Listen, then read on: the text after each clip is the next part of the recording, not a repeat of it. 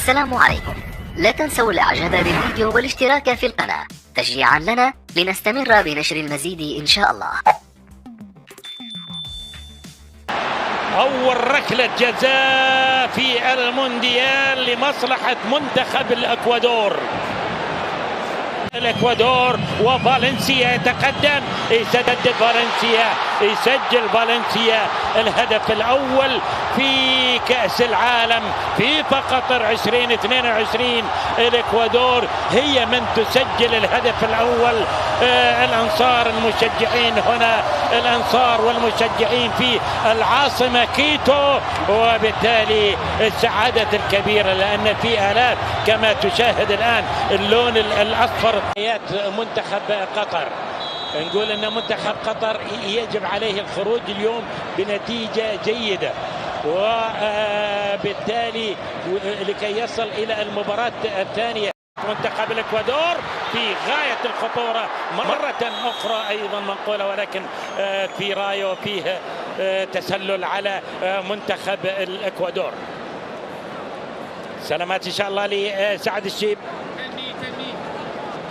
سلامات إن شاء الله لسعد الشيب، لكن بالفعل كرة خطيرة. لاحظ مرة أخرى يوم ما تحولت بهذا الشكل راح نشوفهم يعني مع المنتخبات العربية الأخرى يضيفون للمباراة أجواء جميلة. هنا الإيطالي نتيجة المباراة، هنا كرة أيضا خطيرة، التسديدة الكرة عالية إلى خارج المنتخب الإكوادوري. الآن أخطر عكسية، جول بالتخصص. فالنسيا يسجل في مرمى العنابي، فالنسيا يسجل في مرمى العنابي من ركلة جزاء سجل، ومن الرأسية هنا يسجل الهدف الثاني لمصلحة المنتخب الإكوادوري.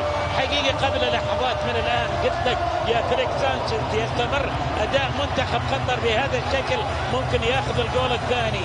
نعم، يأتي الجول الثاني ومن نفس اللاعب فالنسيا بالتخصص أوروغواي. ومع ذلك هنا بطاقة صفراء على كريم بضياف، وأنا أخشى على العنابي. الحقيقة كنت أخشى على العنابي وأخاف أن يأخذ الجول الثاني. حماس وسط الحضور الرسمي والكبير جدا، ووسط الحضور الجماهيري الكبير جدا، ووسط أن منتخب قطر يلعب في نية الملعب. حاول عبد العزيز حاتم، يعني أفضل كرة أعتقد كانت كرة أكرم عفيف. هنا إعادة للهدف من ركلة جزاء، وهنا إعادة.